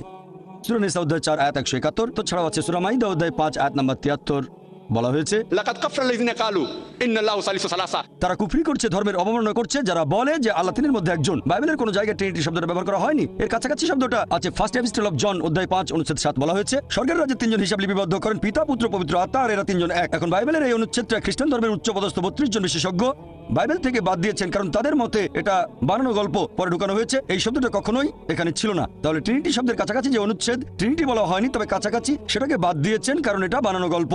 তাহলে বুঝতে পারছেন, যদি যাচাই করতে চান কোনটা সঠিক বাইবেলে, তখন দেখবেন ফুরকান, এটাই হলো মানদণ্ড। এই মানদণ্ডই বলবে কোনটা সঠিক কোনটা ঠিক। যদি তুলনা করে দেখেন আর খ্রিস্টানদের বাইবেল পড়েন, বাইবেলে কখনোই বলা হয়নি যে যীশু খ্রিস্ট সর্বশক্তিমান ঈশ্বর। বলা হয়েছে কেবল এক ঈশ্বরের উপাসনা করবেন। যীশু খ্রিস্টকে জিজ্ঞেস করা হয়েছিল যে ঈশ্বরের প্রথম আদেশটা কি, এটা আছে গসপেল অফ মার্ক অধ্যায় নম্বর 12 অনুচ্ছেদ 29, বলা হয়েছে। এখন খ্রিস্টানদের বাইবেল পড়ে দেখবেন আমাদের জীবনের সঠিক উদ্দেশ্য বলা হয়নি, এটা অস্পষ্ট। আর খ্রিস্টানদের চার্চ পলের শিক্ষাগুলো গ্রহণ করেছে। সেন্ট পল বলেছেন যদি বিশ্বাস করো যিশু তোমার পাপ নিয়ে মারা গেছেন তাহলে তুমি স্বর্গে যেতে পারবে। তারপর যা খুশি করেন, চুরি করেন, ধর্ষণ করেন, যে কোনো অপরাধ করতে পারেন, যদি আমার পাপের বোঝা নিয়ে যীশু খ্রিস্ট ক্রুশবিদ্ধ হয়ে মৃত্যুবরণ করে থাকেন তাহলে আমি যা খুশি করতে পারি। যেমন ধরেন কেউ আমাকে বললো একটা রেস্টুরেন্টে গিয়ে যা ইচ্ছে খেতে পারেন, আমি বিল দিয়েছি, তখন আমি ইচ্ছে মতো খাবো, চিকেন, মাটন, বিরিয়ানি যা ইচ্ছে খেতে পারি। তাহলে যীশু খ্রিস্ট যদি আমার পাপের বোঝা নিয়ে মৃত্যুবরণ করেন তখন যে কোনো পাপ করতে পারবেন, তারপরে বেহেশতে যাবেন, শুধু মানবেন যিশু পাপের বোঝা নিয়ে মারা গেছেন। তাহলে খ্রিস্টানদের চার্চ এটা শিক্ষা দেয়, বাইবেলে এমন কথা বলা হয়নি। এজন্য আমার ভিডিও ক্যাসেট দেখতে পারেন similarities between Islam and Christianity, সেখানে সাদৃশ্যগুলোর কথা বলেছি। সেজন্যই বলেছিলাম যীশু খ্রিস্ট মানুষকে যে শিক্ষা দিয়েছেন সেটা ইসলাম, মানে আল্লাহর কাছে আত্মসমর্পণ। রবি, আর আমি আইআইটির ছাত্র। আপনি বললেন ভালোবাসার কথা। আমার কাছে যেটা মনে হয় যে প্রেম, আমি যদি ভগবানকে প্রেম করি তাহলে এই সততা ইত্যাদি আপনি যে ভালো গুণাগুণের কথা বলেছেন যেগুলো আমাদের মধ্যে থাকা উচিত, আল্লাহর একজন বান্দার যেগুলো থাকা উচিত, সেগুলো তো তখন এমনিতেই চলে আসবে। তাহলে এইসব নিয়ম কেন? আল্লাহ আপনাদের কোরআনে যেগুলো বলেছেন এই নিয়ম মানা কি জরুরি? আমি যদি ভগবানকে প্রেম করি সেটা কি তাহলে যথেষ্ট নয়? শুধু এভাবেই কি আমি ভগবান বা আল্লাহর প্রশংসা করতে পারি না? ভাই একটা প্রশ্ন করলেন, আমি প্রশ্নটা আরেকবার বলছি। আপনি বললেন যে ঈশ্বর ভালোবাসেন আর মানুষ ঈশ্বরকে ভালোবাসেন, আর ঈশ্বরকে ভালোবাসলে যে সব গুণের কথা বলেছিলাম, সততা, দানশীলতা, এগুলো অটোমেটিক্যালি চলে আসবে। তাহলে এটার কি প্রয়োজন আছে যে আমরা আল্লাহ তাআলার নির্দেশ মানব যেগুলো আছে কোরআনে? এটার কি দরকার আছে? ভাই যদি সবকিছু অটোমেটিক্যালি চলে আসে তাহলে আপনিও অটোমেটিক্যালি কোরআনের নির্দেশগুলো মানবেন। তবে সবাই কিন্তু সবকিছু অটোমেটিক্যালি পায় না, বুঝতে পারলেন? তাহলে আল্লাহ যেটা চান, আপনি যদি সৃষ্টিকর্তাকে ভালোবাসেন, যেমন ধরেন আমি বললাম আমার মাকে আমি ভালোবাসি, আমি আমার মাকে ভালোবাসি। আমার মা আমাকে বললো বাচ্চা আমার মিথ্যে বলো না, আমি বললাম মাকে ভালোবাসি, কিন্তু মিথ্যে বললে ক্ষতি কি? আমার মা বলল, আমাকে এক গ্লাস পানি দাও। মা, তোমাকে খুব ভালোবাসি, তোমাকে পানি খাওয়াতে পারবো না। আমি অসুস্থ, কয়েকটা ট্যাবলেট এনে দাও। মা, আমি তোমাকে খুব ভালোবাসি। যদি আমার মায়ের নির্দেশগুলো না মেনে চলি, তাহলে এই ভালোবাসা দিয়ে কি হবে? এটা মূল্যহীন, শুধু মুখের কথা। সেজন্য আল্লাহ পবিত্র কোরআনে বলেছেন সূরা আনকাবুত অধ্যায় নম্বর 29 আয়াত নম্বর 2, যদি শুধু মুখে বলো ঈমান এনেছি, আল্লাহ তোমাদের পরীক্ষা করবেন। যদি বলেন আল্লাহকে ভালোবাসেন, আমি আল্লাহকে ভালোবাসি, আল্লাহ এটা ছেড়ে দেবেন না, অবশ্যই পরীক্ষা করবেন। শুধু যদি বলেন আল্লাহকে ভালোবাসি, শুধু যদি বলেন ঈমান এনেছি, আল্লাহকে বিশ্বাস করি, অবশ্যই আল্লাহ আমাদের পরীক্ষা করবেন। তাহলে এই জীবন একটা পরীক্ষা। এরপর যখন পরীক্ষা দিতে যাবেন, আপনি যদি সেই পরীক্ষার নিয়ম কানুন না জানেন, তাহলে সমস্যা হবে। যেমন ধরেন, আপনি একটা পরীক্ষা দিতে বসবেন, প্রথমে আপনি দেখবেন সেই পরীক্ষার সিলেবাসটা কি, তারপর সেই সিলেবাস অনুযায়ী পড়বেন। এখন আল্লাহ বেশ কিছু কথা বলেছেন, আমি আপনার সঙ্গে একমত। কিছু জিনিস বা গুণ, যেমন সততা, দানশীলতা, এগুলো মানুষের ভেতরে থাকে, আল্লাহ এগুলো দিয়েছেন। তবে অনেক কিছুই তো আমরা জানি না। মদপান না করাটা ভেতরে থাকে না, দানশীলতার ব্যাপারটা মানুষের ভেতরে থাকে, মানে থাকতে পারে। যেমন কাউকে অত্যাচার করলে আপনার খারাপ লাগতে পারে, কিছু জিনিস আমাদের ভেতরে থাকে। জুয়া না খেলাটা ভেতরে থাকে না। তাহলে কিছু জিনিস ভেতরে আছে আর কিছু নেই। আমাদের যেটা করতে হবে, আমরা আল্লাহ সুবহানাহু ওয়া তাআলার নির্দেশগুলো সব মেনে চলবো। আর আল্লাহ বলেছেন এই জীবন একটা পরীক্ষা। তাহলে আপনি যদি আল্লাহর আদেশগুলো পড়ে না দেখেন, পরীক্ষা পাশ করবেন কিভাবে? আমি কেন এই কোরআন পড়তে বলছি? কারণ এই হলো একমাত্র বই যেটা আল্লাহ তাআলার আসমানি কিতাব, যেটা এখন অবিকৃত অবস্থায় আছে। স্যার উইলিয়াম মেয়র কথা অনুযায়ী, যিনি ইসলামের একজন কড়া সমালোচক, তিনিও লিখতে বাধ্য হয়েছেন মানে তার সামনে অপশন ছিল না। পৃথিবীতে আর কোনো ধর্মগ্রন্থ নেই পবিত্র কোরআনের মতো যেটা 1200 বছর ধরে অবিকৃত অবস্থায় আছে। তিনি এটা বলেছেন 200 বছর আগে। ইসলামের সমালোচক হয়েও তার কোনো অপশন ছিল না, মিথ্যে বলতে পারেননি, তাই এটা লিখেছেন। আপনারা যদি আল্লাহ সুবহানাহু ওয়া তাআলার সবগুলো আসমানি কিতাব একটু ভালো করে দেখেন, আল্লাহ অনেক ওহী পাঠিয়েছেন। আমরা এরকম 4টার নাম জানি: তাওরাত, জাবুর, ইনজিল আর কোরআন। তাওরাত হলো সেই আসমানি কিতাব যেটা নাজিল হয়েছিল মুসা আলাইহিস সালামের উপর। জাবুর হলো সেই আসমানি কিতাব যেটা নাজিল হয়েছিল দাউদ আলাইহিস সালামের উপর। ইনজিল হলো সেই আসমানি কিতাব যেটা নাজিল হয়েছিল যিশু আলাইহিস সালামের উপর। আর কোরআন হলো সেই আসমানি কিতাব যেটা নাজিল হয়েছিল সর্বশেষ চূড়ান্ত নবী মুহাম্মদ সাল্লাল্লাহু আলাইহি ওয়াসাল্লামের উপর। আর আল্লাহ পবিত্র কোরআনে বলেছেন সূরা রদ অধ্যায় 13 আয়াত নম্বর 38, আমি প্রত্যেক যুগে ওহী প্রেরণ করেছি। অনেক আসমানি কিতাব নাজিল হয়েছে, সময়ের সাথে সাথে সেগুলো বিকৃত হয়ে গেছে। একমাত্র যে আসমানি কিতাব এখন অবিকৃত অবস্থায় আছে সেটা পবিত্র কোরআন। সেজন্য আমি বলেছি, যদি আল্লাহর সত্যিকারের আদেশগুলো মেনে চলতে চান তাহলে কোরআন পড়েন। আর আপনি যদি হিন্দু হন, জিজ্ঞেস করতে পারেন এটা কিভাবে প্রমাণ করবেন। সেজন্য আমার লেকচার শুনবেন, অনুষ্ঠিত হবে 18 জানুয়ারি রবিবার, সিমিলারিটিজ বিটুইন হিন্দুইজম অ্যান্ড ইসলাম। মাইকে আমার নাম প্রসন্ন, MBBS এর ছাত্র। স্যার, আপনি বললেন যে প্রয়োজন ছাড়া পশু হত্যা করা ঠিক না, টার্গেট প্র্যাকটিস বা শিকারের জন্য। বর্তমানে পৃথিবীতে একজন মানুষ ভেজিটেরিয়ান হয়েও সুস্থভাবে আর সুন্দরভাবে থাকতে পারে। তাহলে শুধুমাত্র খেতে সুস্বাদু বলে এই পশুদের হত্যা করা আপনার মতে সঠিক না ভুল? ভাই, প্রসন্ন খুব সুন্দর প্রশ্ন করেছেন, আর টপিকের সাথে খুবই প্রাসঙ্গিক। আমি আমার লেকচারে বলেছি পশু পাখি হত্যা করা উচিত না, তারা আল্লাহর সৃষ্টি। যদি না খাওয়ার প্রয়োজন হয়, টার্গেট প্র্যাকটিস করবেন না। তাহলে মুসলিমরা কেন পশু হত্যা করে? ভেজ খেয়ে সুস্থ থাকতে পারে আপনার মতে, MBBS এর একজন ছাত্র। তাহলে শুধু ভালো স্বাদের জন্য কেন প্রাণী হত্যা? ভাই, 1 নম্বর পয়েন্ট, একজন মুসলিম পুরো ভেজিটেরিয়ান হয়েও খুব ভালো মুসলিম হতে পারে। কোরআনের কোনো আয়াত বা কোনো হাদিস বলছে না যে এটা বাধ্যতামূলক, এটা ফরজ ননভেজ খাওয়া, পশুর মাংস। ভেজিটেরিয়ান হয়েও আপনি খুব ভালো মুসলিম হতে পারেন। তবে আল্লাহ সুবহানাহু ওয়া তাআলা পবিত্র কোরআনে বলেছেন সূরা মাইদা অধ্যায় নম্বর 5 আয়াত নম্বর 1, তোমাদের জন্য খাদ্য সব চতুষ্পদ প্রাণী যেগুলো তোমাদের জন্য হালাল, সেই সব চতুষ্পদ তোমাদের জন্য হালাল, উল্লেখিত পশুগুলো বাদে। আল্লাহ বলেছেন সূরা নাহল অধ্যায় নম্বর 16 আয়াত নম্বর 5 যে আল্লাহ তোমাদের জন্য চতুষ্পদ জন্তু সৃষ্টি করেছেন যাতে তোমরা তাদের মাংস খেতে পারো। পবিত্র কোরআনে সূরা মুমিনুন অধ্যায় 23 আয়াত 21 যে নিশ্চয়ই গবাদি পশু তোমাদের জন্য একটি নিদর্শন, কারণ তাদের শরীরের ভেতর থেকে তোমাদের জন্য দুধ উৎপাদন করি, এতে তোমাদের জন্য উপকারিতা আছে, আর এদের মাংস তোমরা খেতে পারো। সৃষ্টিকর্তা আল্লাহ সুবহানাহু ওয়া তাআলা আমাদের অনুমতি দিয়েছেন এই মাংস আমরা খেতে পারবো, তাহলে আমরা কেন খাবো না? এবার আপনার যুক্তিটাতে আসি যে এই গবাদি পশুর মাংস, আপনি তো MBBS এর ছাত্র, আমিও মেডিকেল ডাক্তার, MBBS পাস করেছি। MBBS এর ছাত্র হিসেবে এটা হয়তো পড়েছেন, আমি জানি না, ফার্স্ট ইয়ারে পড়ে থাকতে পারেন আপনি, যে কিছু অ্যামিনো অ্যাসিড আমাদের শরীরে সংশ্লেষিত হয় না, এগুলোকে বলা হয় এসেনশিয়াল অ্যামিনো অ্যাসিড। এরকম 8টা অ্যামিনো অ্যাসিড। এখন এই 8টা অ্যামিনো অ্যাসিড খাবারের মাধ্যমে সরবরাহ করা হয়। খাবারের মাধ্যমে সরবরাহ করা না হলে শরীরে ক্ষতি হতে পারে। পৃথিবীর কোনো ভেজিটেবলে আপনি এই 8টা অ্যামিনো অ্যাসিডের সবগুলো পাবেন না, এরকম নেই। একমাত্র যে খাবার এই 8টা অ্যামিনো অ্যাসিডের সবগুলো সরবরাহ করে থাকে সেটা হচ্ছে মাংস, মাছ, মাংস জাতীয় খাবার। মাংস জাতীয় খাবারে থাকে প্রচুর প্রোটিন, অনেক ভিটামিন, প্রচুর আয়রন থাকে, এটা স্বাস্থ্যকর। তবে আমি জানি যে আপনি ননভেজ খাবার না খেয়েও স্বাস্থ্যবান থাকতে পারবেন, অবশ্যই এটা সম্ভব। আপনি সুষম খাদ্য খেলেন, নিয়মিত চেক আপ করলেন ইত্যাদি, সম্ভব বলছি না স্বাস্থ্যবান হতে পারবেন না। তবে খাবারটা যখন স্বাস্থ্যকর তখন খাবেন না কেন? অনেকে এখানে কারণ দেখায় যে আমরা পশুদের কষ্ট দিচ্ছি, এ ব্যাপারে পরে বলছি। এখন আপনি যদি তৃণভোজী প্রাণীদের দাঁতগুলো দেখেন, গরু, ছাগল, ভেড়া, তাদের দাঁতগুলো সমান, তারা শুধু শাকসবজি খায়, কখনো মাংস জাতীয় খাবার খাবে না। আবার যদি মাংসাশী প্রাণীদের দাঁতগুলো একটু খেয়াল করেন, বাঘ, চিতাবাঘ, সিংহ, এদের দাঁতগুলো সুচালো, দাঁতগুলো তীক্ষ্ণ, শুধু মাংস খায়, কখনো ঘাস খাবে না। এখন যদি মানুষের দাঁতগুলো দেখেন, আয়নার সামনে দাঁড়ালে দেখতে পাবেন, আমিও দাঁড়ালে দেখতে পাবো যে আল্লাহ তাআলা আমাদের সমান দাঁত এবং সুচালো দাঁত দুটোই দিয়েছেন। যদি সৃষ্টিকর্তা চাইতেন আমরা শুধু ভেজ খাবার খাবো, তাহলে এই সুচালো দাঁত দিলেন কেন? এখন আপনি মেডিকেল ছাত্র, সুচালো দাঁত মাংস খাওয়ার জন্য? এটাই প্রমাণ হয় আল্লাহ এটা দিয়েছে ননভেজ খাবার খাওয়ার জন্য। এছাড়াও তৃণভোজী প্রাণীদের যে পরিপাকতন্ত্র, যেমন গরু, ছাগল, ভেড়া মাংস হজম করতে পারে না, শুধু শাকসবজি হজম করতে পারে। এরপর মাংসাশী প্রাণীদের পরিপাকতন্ত্র, বাঘ, চিতাবাঘ, সিংহ শুধু মাংস হজম করতে পারে, শাকসবজি হজম করতে পারে না। তবে আমাদের মানুষদের যে পরিপাকতন্ত্র, আপনি মেডিকেল ছাত্র তাই জানেন, আমরা ভেজ ননভেজ দুটোই হজম করতে পারি, ভেজিটেবল মাংস দুটোই হজম করতে পারি, মাংস হজম হয়। যদি আল্লাহ চাইতেন আমরা শুধু ভেজ খাবারই খাবো, তাহলে দুটোই হজম করতে পারা পরিপাকতন্ত্র কেন আমাদের দিয়েছেন এগুলো খাওয়ার জন্য? এবার আপনার প্রশ্নটা, অনেকের মধ্যে ভুল ধারণা আছে, হিন্দুদের অনেকেই ভাবে যে হিন্দু ধর্মগ্রন্থ ননভেজ খাবার খাওয়ার অনুমতি দেয় না।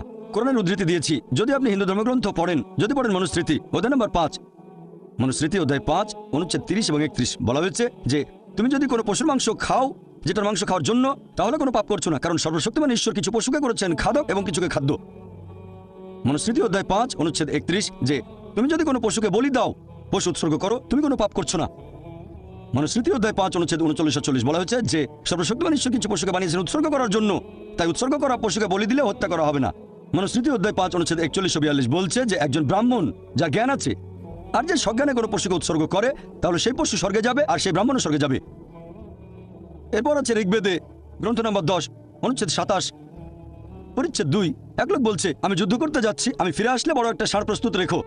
এরপর ঋগ্বেদ গ্রন্থ নম্বর 10 অনুচ্ছেদ 28 পরিচ্ছেদ 4 বলা হয়েছে যে ইন্দ্র তিনি বলছেন আমার খাওয়ার জন্য ষাঁড় প্রস্তুত রেখো, ষাঁড়ের মাংস খাবে। এরপর যদি পড়েন মহাভারত অনুশাসন পর্ব অধ্যায় নম্বর 88, সেখানে পড়লে দেখবেন কথাটা মনুস্মৃতিতেও আছে অধ্যায় নম্বর 3 অনুচ্ছেদ 266 থেকে 277।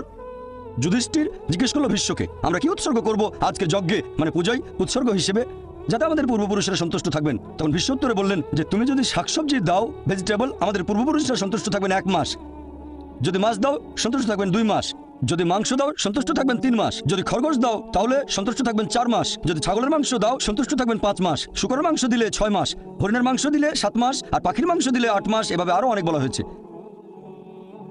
এটা হিন্দুদের ধর্মগ্রন্থ। এছাড়া আরো বলা হয়েছে মহিষের মাংস দিলে সন্তুষ্ট থাকবেন 11 মাস, যদি গরুর মাংস দাও তাহলে 12 মাস, আর গন্ডার মাংস দিলে সারা জীবনের জন্য। তাহলে হিন্দুদের ধর্মগ্রন্থ এটা বলছে। হিন্দুদের বিভিন্ন ধর্মগ্রন্থ আমাদের অনুমতি দিয়েছে যে আমরা ননভেজ খেতে পারবো, এমনকি গরুর মাংস। এটা আমার কথা না, সবগুলো রেফারেন্স বলেছি আমি, চেক করে দেখতে পারেন, এটা পুরোপুরি সঠিক। এবারে লজিক্যাল কারণটা একটু দেখি যে আমাদেরকে কেন পশু পাখির বিভিন্ন ক্ষতি করতে হবে। আমরা তো ননভেজ খাবার খেয়েই বেঁচে থাকতে পারি। মানুষ একটা লজিক দেখায় যে পশু হত্যা করা খুব বড় অপরাধ, আর একটা গাছ হত্যা করা কম অপরাধ কারণ গাছের জীবন নেই, এটাই তাদের লজিক। আগেকার হিন্দু মনি ঋষিরা ননভেজ খেতেন, গরুর মাংস তারা খেতেন, তবে তাদের প্রভাবিত করেছে জৈনরা। তাদের অহিংসা নীতি এরকম বলে যে গাছের কোনো জীবন নেই, তাই গাছপালা খাওয়া পশু হত্যা করার চেয়ে অনেক কম অপরাধ। তবে এখন আমি জানি যে গাছপালার জীবন আছে, এখন তাদের লজিক বদলে গেছে। বলে আচ্ছা ভাই জাকির, মানলাম গাছের জীবন আছে, তবে গাছ ব্যথা অনুভব করতে পারে না, তাই গাছ হত্যা পশু হত্যা করার চেয়ে কম অপরাধ। এখন বিজ্ঞান আরও উন্নত হয়েছে আর আমরাও জানতে পেরেছি যে গাছপালা ব্যথা অনুভব করে, গাছপালার নার্ভাস সিস্টেম আছে, ব্যথা অনুভব করে, গাছ কাঁদতেও পারে, অনেক সময় খুশি হয়, আবার কখনো দুঃখ পায়। তবে গাছপালার কান্না আমরা মানুষরা শুনতে পাই না, কারণ মানুষ যে তরঙ্গের শব্দ শুনতে পারে সেটা 20 সাইকেল পার সেকেন্ড থেকে 20,000 সাইকেল পার সেকেন্ড পর্যন্ত, এর নিচে বা উপরে মানুষ শুনতে পায় না। আপনারা হয়তো সাইলেন্ট ডগ হুইসেল দেখেছেন, কুকুর 40,000 পার সেকেন্ড পর্যন্ত শুনতে পারে। তাহলে এই হুইসেলের শব্দটা মানুষের শ্রবণযোগ্য তরঙ্গের উপরে, মানে 20,000 সাইকেল পার সেকেন্ডের উপরে, তবে 40,000 সাইকেল পার সেকেন্ডের নিচে। মালিক হুইসেল বাজালে মানুষ শুনতে পাবে না, কিন্তু কুকুর শুনে চলে আসবে। এখন গাছপালাও কাঁদে, কিন্তু আমরা শুনতে পাই না, কান্না শুনতে পাই না, তার মানে এই না যে তাদের অত্যাচার করবো, যদি এটাকে অত্যাচার বলেন। একবার এক লোক বলেছিল যে ভাই জাকির, আমি মানছি গাছপালার জীবন আছে, গাছপালা ব্যথা অনুভব করে, তবে গাছপালার ইন্দ্রিয় মাত্র 2-3টা, পশু পাখির 5টা ইন্দ্রিয়, এজন্য গাছ হত্যা করাটা ছোট অপরাধ পশু হত্যার চেয়ে। আমি বললাম আচ্ছা ভাই, তর্কের খাতিরে আপনার কথা মানলাম, গাছে 2টো ইন্দ্রিয়, পশু পাখির 5টা আছে। এখন ধরেন আপনার এক ভাই জন্ম থেকে বোবা আর কালা, 2টো ইন্দ্রিয় কম, বলতে পারে না, শুনতে পারে না। বড় হওয়ার পরে একটা লোক তাকে মেরে ফেললো, তখন কি জজের কাছে গিয়ে বলুন ও মাই লর্ড, খুনিকে একটু কম শাস্তি দেবেন কারণ আমার ভাই 2টো ইন্দ্রিয় কম ছিল? আপনি তো বলবেন ওকে আরো বেশি শাস্তি দেন, আমার ভাই মাসুম, একেবারে নিষ্পাপ, আমার ভাইকে মারলো কিভাবে? ইসলামিক লজিক এভাবে বলে না যে 2টো ইন্দ্রিয় কম বা বেশি। আল্লাহ পবিত্র কোরআনে বলেছেন সূরা বাকারা অধ্যায় 2 আয়াত 168, তোমাদের যে ভালো খাদ্যবস্তু দিয়েছি তা থেকে তোমরা আহার করো, ভালোটা খাবেন, খারাপটা খাবেন না। খেয়াল করলে দেখবেন যে গবাদি পশু যদি হত্যা না করেন, গবাদি পশুর জীবনচক্র বেশ ছোট, দ্রুত বংশ বিস্তার করে এরা। খাবারের জন্য গবাদি পশু হত্যা না করলে একসময় মাত্রাতিরিক্ত গবাদি পশু সমস্যা হয়ে দাঁড়াবে। গরু, ছাগল, ভেড়া খুব দ্রুত বংশ বিস্তার করে এরা। আর একজন ভারতীয় যদি ননভেজ খাবার খেতে না চায় তাতে আমার কোনো সমস্যা নেই, আপনি ননভেজ না খেতে চাইলে আমার তাতে কোনো সমস্যা নেই। ব্যক্তিগতভাবে আমি খুশি, কারণ সব ভারতীয় আর হিন্দুরা ননভেজ খাওয়া শুরু করলে তো মাংসের দাম অনেক বেড়ে যাবে। এবারের প্রশ্ন মহিলাদের মধ্য থেকে, আমি দেখতে পাচ্ছি আপনারা এবার সুযোগ পাবেন। বোন, আপনি প্রশ্ন করুন। আসসালামু আলাইকুম। এই প্রশ্নটা আসলে টপিকের সাথে প্রাসঙ্গিক নয়, তবে আমাদের এক বোন এই ব্যাপারে আপনার মতামতটা জানতে চাচ্ছেন। আমরা ছেলে মেয়েদের সেকুলার স্কুলে পাঠাচ্ছি, এতে করে তারা ইসলামী মূল্যবোধ থেকে দূরে সরে যাচ্ছে। যদিও অনেক বোন মনে করেন ছেলে মেয়েদের সেকুলার স্কুলে পাঠালে কোনো সমস্যা নেই যদি তারা বাসায় ইসলামী শিক্ষা পায়। আপনি কি বলবেন? বোন, আপনি প্রশ্ন করলেন, আমিও একমত এটা টপিকের বাইরে, তবে চেয়ারপারসন অনুমতি দিয়েছেন, আমি উত্তর দেব। আপনি প্রশ্ন করলেন যে আমাদের ছেলে মেয়েদের সেকুলার স্কুলে পাঠানো ঠিক হবে কিনা, আর ইসলাম শিখবে বাসায়। বোন, এই সেকুলার শব্দের মানে ঈশ্বরের সাথে কোনো সম্পর্ক নেই। যদি আপনার ছেলেকে কোনো সেকুলার স্কুলে পাঠান, সেকুলার মানে ঈশ্বর যেখানে গৌণ, তবে বুঝতে পারছি আপনি নন ইসলামিক স্কুলের কথা বলছেন, খ্রিস্টান মিশনারি স্কুল ইত্যাদি, তবে সেকুলার মানে ঈশ্বরের সাথে কোনো সম্পর্ক নেই। যদি এমন স্কুলে পাঠান যেখানে ঈশ্বরের গুরুত্ব নেই, তারা নাস্তিক, তাহলে সমস্যা হবে। স্কুলে শেখাবে ঈশ্বর নেই, বাসায় শেখাবেন ঈশ্বর আছে, বিরোধ তৈরি হবে, সন্তান তখন সমস্যায় পড়বে। এটা বাদে যদি অন্য কোনো স্কুলে পাঠান যারা ভুল জিনিস শেখায়, যারা আল্লাহ ব্যতীত অন্য কারো উপাসনা করা শেখায়, যেমন খ্রিস্টানরা প্রতিদিন সকালে যীশু খ্রিস্টের উপাসনা করে, বাসায় সেখানে যীশু খ্রিস্টকে উপাসনা করা শিরক, সন্তান দ্বিধাদ্বন্দ্বে পড়ে যাবে। আপনি কি করছেন জানেন? এখানে সন্তানের জন্য সমস্যা তৈরি করছেন। এখানে তাই আমরাই বাবা মায়ের দায়িত্ব সন্তানকে এমন পরিবেশ দেয়া যেটা হবে সঠিক পরিবেশ। এখানে সন্তানকে বেঁধে ফেলছেন, হাত পা বেঁধে সুইমিং পুলে নামিয়ে দিয়ে বলছেন এবার সাঁতার কাটো। কিভাবে সাঁতার কাটবে? তাই বোন, আমি এখানে বলবো পার্থিব জ্ঞান আমাদের কাজে লাগবে, এটা গুরুত্বপূর্ণ। মানুষ জাতির উদ্দেশ্যে করেন আল্লাহ তাআলার প্রথম নির্দেশ সূরা ইকরা অধ্যায় 96 আয়াত নম্বর 1, সেটা ইকরা মানে পাঠ করো, মানে শিক্ষিত করা। আমাদের প্রিয় নবী বলেছেন এটা সব মুসলিমের জন্য আবশ্যক, হোক পুরুষ বা নারী জ্ঞান আহরণ করবে। তাহলে জ্ঞান অর্জন আবশ্যক, দুটোই প্রয়োজন, ধর্মীয় শিক্ষা পাশাপাশি পার্থিব শিক্ষা, এই দুটোই গুরুত্বপূর্ণ। তবে সাবধান থাকবেন পার্থিব শিক্ষা গ্রহণ করার সময় ধর্মীয় শিক্ষা যেন পিছিয়ে না পড়ে। আর এখানে দুটোই থাকতে হবে। ভালো হয় সন্তানকে এমন স্কুলে পাঠান যেখানকার শিক্ষার সাথে বিরোধ নেই আল্লাহ সুবহানাহু ওয়া তাআলার নির্দেশের। তবে সবচেয়ে ভালো যে স্কুলে দুই ধরনের শিক্ষাই দেওয়া হয়। চিন্তা করেন এমন স্কুলে পাঠালেন যেখানে পড়ানো হয় ডারউইনের থিওরি, যে মানুষ বান্দর থেকে এসেছে। আল্লাহ বলেছেন আমরা এসেছি আদম এবং হাওয়া থেকে। সন্তান দ্বিধাদ্বন্দ্বে পড়ে যাবে, কতগুলো দ্বিধা দূর করতে পারবেন? সবচেয়ে ভালো ইসলামিক স্কুল, কিন্তু দুর্ভাগ্যজনকভাবে আমাদের ইসলামিক স্কুলের সংখ্যা অনেক কম। তবে আলহামদুলিল্লাহ সুম্মা আলহামদুলিল্লাহ, এখন ভারত সহ পুরো পৃথিবী জুড়েই অনেক ইসলামিক স্কুল গড়ে উঠেছে। কিছু স্কুল ভালো মানের, কিছু মাঝারি মানের, আবার কিছু নিচু মানেরও আছে। এখন আমাদের উচিত তাদের সাহায্য করা যারা এরকম স্কুল চালু করছে। আলহামদুলিল্লাহ আমাদের Islamic research foundation IRF educational trust 3 বছর আগে একটা স্কুল চালু করেছে বোম্বেতে। এটার নাম ইসলামিক ইন্টারন্যাশনাল স্কুল। আমরা চেষ্টা করি সন্তানদের সেই শিক্ষা দিতে যেটা আমরা পাইনি ছোটবেলায়, আমাদের যেটা ঘাটতি ছিল। এই স্কুল শুরু করেছি, আর ইনশাল্লাহ এখানে ফর্মাল শিক্ষার পাশাপাশি এটাকে আমি সেকুলার বলবো না। অঙ্ক সাবজেক্ট সেকুলার না, বিজ্ঞান সেকুলার না, আমি এটাকে বলি ফর্মাল শিক্ষা, কারণ বিজ্ঞান এটা ইসলামিক সাবজেক্ট আমার মতে। অঙ্ক ইসলামিক সাবজেক্ট, বিখ্যাত অনেক গণিতজ্ঞ মুসলিম, বিখ্যাত অনেক বিজ্ঞানী মুসলিম। তাই আমি বিজ্ঞানকে সেকুলার শিক্ষা বলবো না, আমি এটাকে অমুসলিমদের কাছে বলবো ফর্মাল শিক্ষা, মুসলিমদের কাছে বলবো এটা ইসলামিক সাবজেক্ট। তবে সঠিকভাবে শেখাতে হবে, বৈজ্ঞানিক ফ্যাক্ট, কোনো অনুমান বা থিওরি না, যেমন ডারউইনের থিওরি ইত্যাদি। তাহলে আমাদের সন্তানদের সঠিক পরিবেশ দেওয়া এটা গুরুত্বপূর্ণ। খেয়াল রাখবেন যেন সঠিক শিক্ষা পায়, এটাই সবচেয়ে ভালো। যদি এমন কোনো স্কুলে সন্তানকে পাঠান যারা ভুল জিনিস শিক্ষা দেয়, তারপর আপনি আমার বাসায় তাকে আল্লাহ সুবহানাহু ওয়া তাআলা সম্পর্কে বললেন, ধর্ম সম্পর্কে বললেন, বোন এটা আগুন নিয়ে খেলা। আমি বলবো কোনো ইসলামিক স্কুলে দেন, আশা করি উত্তরটা পেয়ে। আজকে এখানে আসতে পেরে খুব ভালো লাগছে, যদিও আমি একজন অমুসলিম। পবিত্র বাইবেলের ওল্ড টেস্টামেন্টে একথা বলা আছে যে ঈশ্বর রাত এবং দিন সৃষ্টি করলেন একেবারে প্রথম দিনে।